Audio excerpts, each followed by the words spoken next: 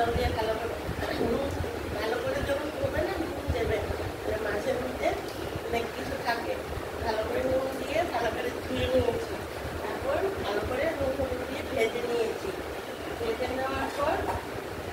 এই অনেকটা মাছ আছে,